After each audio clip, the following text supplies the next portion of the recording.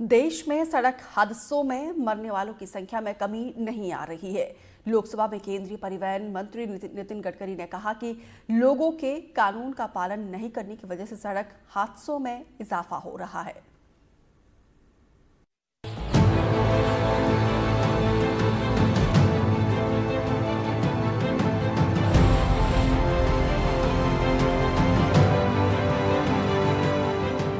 कल रात को मेरे सामने एक गाड़ी रेड सिग्नल में क्रॉस होकर चली गई। ऐसे अनेक बातें, हेलमेट न पहनने के कारण 30,000 लोगों की मौत होती है। देश भर में सड़क हादसों को लेकर केंद्रीय परिवहन मंत्री यानी नितिन गडकरी ने बड़ा खुलासा किया है।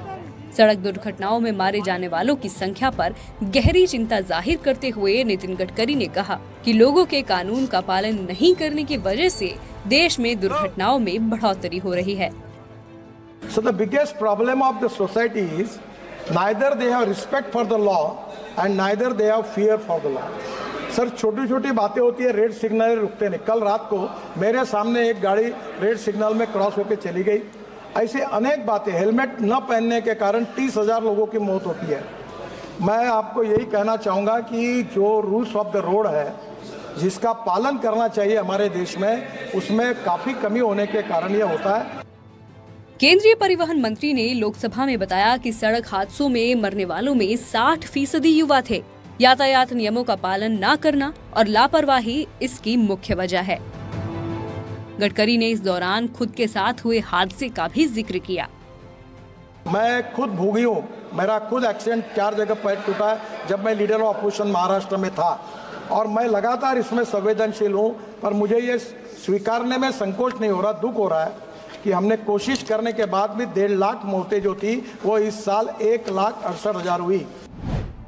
पिछले 5 साल के आंकड़ों पर अगर नजर डालें तो साल 2023 में 4,80,000 सड़क हादसे हुए, जिनमें करीब 1,72,890 लोगों की मौत हुई, जबकि 4,63,000 लोग घायल हुए। वहीं साल 2022 में 4,61,312 सड़क हादसे हुए, जिसमें 1,68,491 लोगों की मौत हुई। साल 2021 में 4,12,432 सड़क हादसों में 1,53,972 लोगों की जान गई। वहीं साल 2020 में 3,72,000 सड़क हादसों में 1,38,383 लोगों की मौत हुई। इसमें 3,46,747 लोग घायल हुए।